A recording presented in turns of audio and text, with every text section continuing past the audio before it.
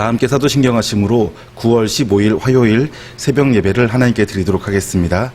전능하사 천지를 만드신 하나님 아버지를 내가 믿사오며 그 외아들 우리 주 예수 그리스도를 믿사오니 이는 성령으로 잉태하사 동정녀 마리아에게 나시고 본디오 빌라도에게 고난을 받으사 십자가에 못 박혀 죽으시고 장사한 지 사흘 만에 죽은 자 가운데서 다시 살아나시며 하늘에 오르사 전능하신 하나님 우편에 앉아 계시다가 저리로서 산자와 죽은 자를 심판하러 오시리라. 성령을 믿사오며 거룩한 공회와 성도가 서로 교통하는 것과 죄를 사하여 주시는 것과 몸이 다시 사는 것과 영원히 사는 것을 믿사옵나이다. 아멘. 다 함께 찬송가 408장 찬양 드리시겠습니다. 나 어느 곳에 있든지 늘 마음이 편하다. 찬송가 408장 1절만 찬송 부르시겠습니다. 나 어느 곳에 있든지 늘 마음이 편하다. 주 예수 주신 평안함 늘 충만하도다. 나의 마음속이 늘 평안해. 나의 마음속이 늘 평안해.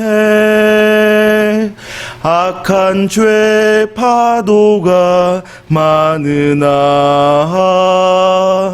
마음이 늘 평안해. 아멘. 오늘 함께 보실 말씀은 예레미야서 29장 10절부터 13절까지 말씀입니다. 구약성경 1096페이지 전후에 예레미야 29장 10절부터 13절까지입니다. 제가 받들어 봉독하겠습니다. 여호와께서 이와 같이 말씀하시니라. 바벨론에서 70년이 차면 내가 너희를 돌보고 나의 선한 말을 너희에게 성취하여 너희를 이곳으로 돌아오게 하리라. 여호와의 말씀이니라. 너희를 향한 나의 생각을 내가 아나니 평안이요 재앙이 아니니라. 너희에게 미래와 희망을 주는 것이라. 너희가 내게 부르짖으며 내게 와서 기도하면 내가 너희들의 기도를 들을 것이요 너희가 온 마음으로 나를 구하면 나를 찾을 것이요 나를 만나리라. 아멘. 네, 오늘 이 말씀을 중심으로 예상치 못한 어려움을 만날 때 신앙인의 자세, 이러한 제목으로 함께 말씀의 은혜를 나누고자 합니다. 우리는 늘 평안하게 행복하게 샬롬의 상태를 누리며 살기를 원할 텐데요. 그런데 우리가 인생을 살다 보면 인생에는 예상치 못한 어려움이 꽤 많이 있고 우리는 그런 어려움을 만나게 되어 있습니다. 그리고 어떨 때에는 그런 어려움으로 인하여서 좌절하기도 하고 낙심하기도 하고요. 또 혹은 용기 내어 잘 견디어서 극복하여 승리를 경험하기도 합니다. 오늘 우리는 이 말씀을 통하여서 어려움을 만날 수밖에 없는 우리의 삶을 살아가고 있는 우리 신앙인들이 어떻게 이 어려움을 잘 견딜 수 있을까? 또 하나님께서 우리에게 어떠한 어려움이든 평안이든 주실 때에는 다 이 땅의 왕이시고 통치자 되시는 하나님의 섭리 아래 있을 터인데 하나님께서 허락하신 고난, 하나님께서 우리를 위해서 때로는 준비하여 만나게 하신 어려움일 수도 있을 터인데 그러할 때 우리 신앙인은 어떻게 이 어려움을 바라보고 해석하며 또 어떤 자세를 가져야 될 것인가 하는 것을 좀 나누려고 합니다. 오늘 이 본문 말씀은요, 예레미야 선지자가 포로로 잡혀간 이스라엘 사람들, 바벨론에 거주하고 있는 이스라엘 사람들에게 보낸 편지입니다.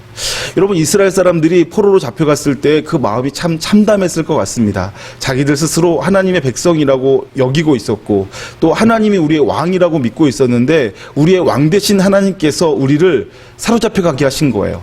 열방 가운데 수치를 당하게 하신 거죠. 그 마음이 얼마나 참담했을까요? 그리고 또 포로로 잡혀갔을 때 포로지에서 겪게 되어지는 여러 가지 환경들이 참 불편하고 또 괴로웠을 것입니다. 고통스러웠겠죠. 포로로 잡혀갔을 때 시인은 시편에서는 목마른 사슴이 시냇물을 찾기에 갈급함 같이 내가 여호와를 찾기에 갈급하나이다 라고 하면서 하나님을 만나지 못하는 괴로움, 하나님을 마음껏 찬송하고 예배하고 싶은데 그 하나님을 마음껏 예배하지 못하는 괴로움을 노래하고 있기도 합니다. 그런가 하면 그러한 찬양을 부를 수밖에 없을 만큼 상황이 괴로웠을 것입니다. 그런데 에레미야 선지자가 오늘 이 편지를 써서 이스라엘 사람들에게 하나님의 말씀을 대언하여 들려주는데요. 그 말씀은 너희가 포로로 잡혀갔는데 70년 후에 돌아올 것이다 라는 내용이었어요. 여러분, 지금 보면 70년 후에 돌아올 것이다 라는 말씀이 소망의 말씀처럼 들리죠. 70년만 견디면 돼 라고 생각하니까요. 그런데 이 말씀을 받는 이스라엘 사람들의 마음은 그렇지 않았던 것 같습니다. 70년이나? 라는 생각을 했던 거죠. 그래서 예레미야서 뒷부분에 가면 또 다른 거짓 예언자들이 나와서는 에레미야가 그렇게 말했지만 그것은 거짓이다. 에레미야가 틀렸다. 우리는 곧바로 돌아갈 수 있을 것이다. 라고 예언했어요. 거짓 예언이죠.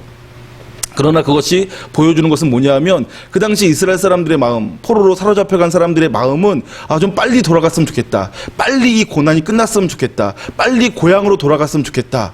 하나님, 우리를 제발 좀 빨리 좀 돌려보내주세요. 빨리 원래대로 회복시켜주세요. 이러한 마음을 갖고 있었다는 것이죠. 그런데 70년이나 이 땅에서 살아야 된다는 것이 너무 끔찍하게 느껴졌어요. 더군다나 예레미야 선지자는 이 29장 전반부에서 이렇게 말하는데요. 너희가 사로잡혀간 그곳에서 땅을 일구고 집을 짓고 아내를 얻고 그 땅을 축복하며 기도해라. 이렇게까지 얘기합니다. 왜냐하면 너희가 그 땅에서 오랫동안 살아야 될 것이기 때문에.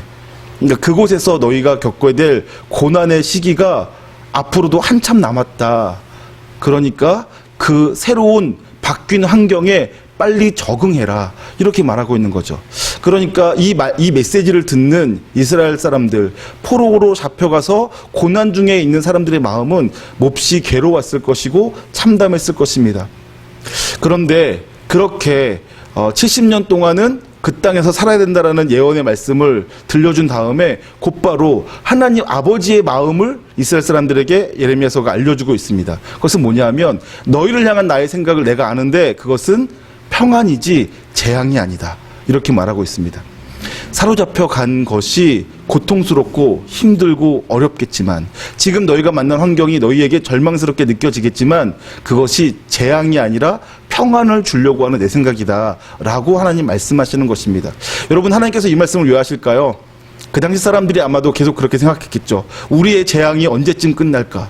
우리의 고통이 언제쯤 끝날까? 왜 하나님은 우리에게 이렇게 힘들고 어려운 재앙을 주시는 것일까?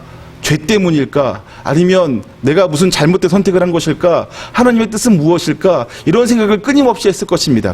그 전제는 지금 당하는 고난, 환난, 어려움이 하나님이 주신 재앙이라고 하는 생각 때문에 그렇습니다. 그런데 하나님께서는 그런 생각을 뒤집어 버리시는 거죠. 너희를 향한 생각을 내가 아는데 그것은 평안이지 재앙이 아니다. 이렇게 말씀하시는 것입니다. 확인해 보겠습니다. 11절입니다.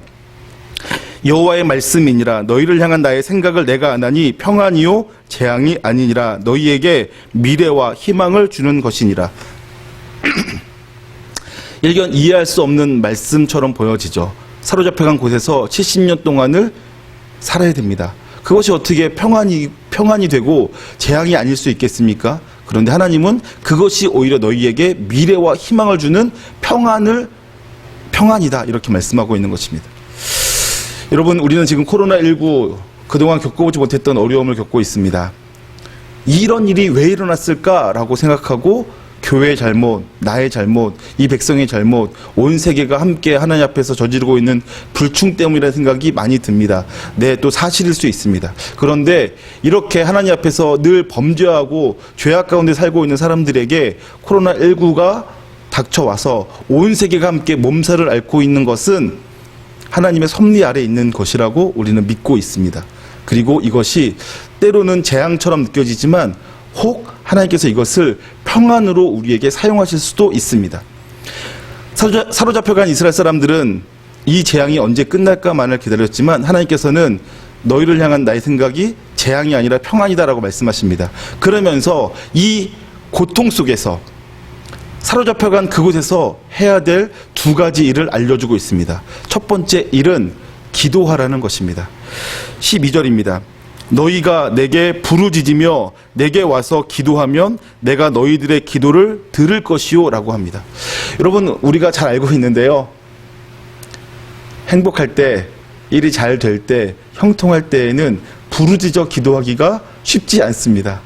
모든 것이 다 잘 된다고 생각하기 때문에 그렇죠. 그래서 기도의 기쁨을 잃어버리고 기도로 하나님을 만나는 즐거움을 상실할 때가 참 많이 있습니다.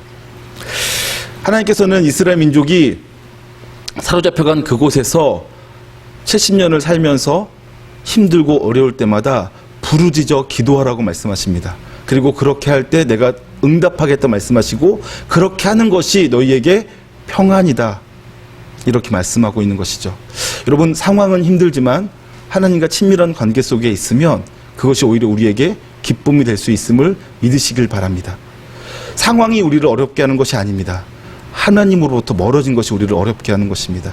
여러분, 어려울수록, 힘들수록 그 어려운 문제를 붙잡고 하나님께 부르짖어 기도하시다가 하나님의 응답을 경험하시기를 주님의 이름으로 축복합니다. 그런가 하면 두 번째는요, 하나님께서 이렇게 말씀하십니다. 어렵기 때문에 너희가 온 마음으로, 전심으로 내 얼굴을 구해라, 나를 구해라. 그러면 내가 너희를 만나주겠다, 이렇게 말씀하십니다. 그것이 재앙이 아니라 평안인 이유죠. 13절입니다. 너희가 온 마음으로 나를 구하면 나를 찾을 것이요 나를 만나리라. 여러분, 하나님께서 이렇게 말씀하시는 것입니다. 너희가 겪고 있는 어려움, 포로로 잡혀간 것, 혹은 오늘날로 말하면 코로나19를 당하는 것, 혹은 경제적인 위기이든 직장에서의 위기이든 친구들과의 관계에서의 위기이든 어떠한 위기이든, 위기 자체는 힘들고 어려울 수 있지만 그 위기를 통하여서 온 마음으로, 전심으로 여호와를 찾으면 하나님을 만날 것이라고 축복하고 있는 것입니다. 위기는 힘들고 어렵고 우리를 지치게 하고 낙심하게 할 수도 있지만 그것을 통하여서 하나님을 전심으로 찾기 시작한다면 그것이 오히려 우리에게 축복이 되고 또 우리에게 재앙이 아닌 평안이 되는 줄로 믿습니다. 여러분, 모두가 힘들다고 하고 있습니다. 아마 오늘 이 예배에 참여하고 있는 여러분들도 힘드시겠죠.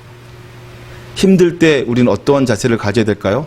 하나님을 신뢰하셔야 됩니다. 하나님은 우리를 괴롭히시는 분이 아니십니다. 하나님의 마음은 우리가 절망하고 포기하고 낙심하여 엎드려져 있는 것이 아닙니다. 하나님은 우리에게 평안 주시기를 원하십니다. 그래서 우리에게 부르짖어 기도해라, 그러면 내가 듣겠다.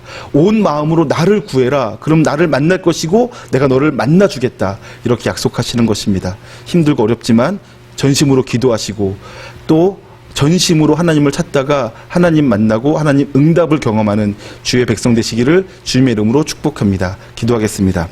사랑과 은혜가 풍성하신 하나님 아버지, 우리를 향한 하나님의 생각이 재앙이 아니라 평안이라고 말씀해 주시니 감사합니다. 하나님, 어렵다 힘들다라고만 투정 부리는 인생이 아니라 이 어려움 속에 숨겨져 있는 하나님의 섭리를 발견하게 하여 주시옵소서. 어렵기에 부르짖어 기도하게 하시고 어렵기에 전심으로 하나님의 얼굴을 구하는 백성 되게 하시고, 그렇게 부르짖어 기도할 때 응답하시는 주의 응답을 경험하고 전심으로 찾을 때 만나주시는 하나님을 경험하게 하여 주시옵소서. 감사드리며 존귀하신 예수님의 이름으로 기도하옵나이다. 아멘. 하늘에 계신 우리 아버지여, 이름이 거룩히 여김을 받으시오며 나라가 임하시오며 뜻이 하늘에서 이루어진 것 같이 땅에서도 이루어지이다. 오늘 우리에게 일용할 양식을 주시옵고 우리가 우리에게 죄 지은 자를 사하여 준 것 같이 우리 죄를 사하여 주시옵고 우리를 시험에 들게 하지 마시옵고 다만 악에서 구하시옵소서. 나라와 권세와 영광이 아버지께 영원히 있사옵나이다. 아멘. 네, 오늘 한날도 하나님께 전심으로 부르짖어 기도하시고 하나님 만나시길 축복합니다. 이번 주 기도 제목 가지고 함께 기도했으면 좋겠습니다. 코로나가 장기화로 인하여서 지친 몸과 영혼이 MDP 매일 동행 프로젝트를 통해 힘과 위로를 얻도록 함께 기도했으면 좋겠습니다. 코로나로 경제적인 어려움과 고통 중에 있는 성도들을 위해서 함께 기도해 주십시오. 하늘의 위로가 있기를 소망합니다. 또 안전한 백신과 치료제가 속히 개발되도록 위해서 기도해 주시고요. 또 고3 수험생들과 또 진학, 또 취업을 준비하는 사람들의 취업을 위해서 함께 기도하시면 감사하겠습니다. 다 함께 주님의 이름을 간절히 한번 부르고 기도하시겠습니다. 주여!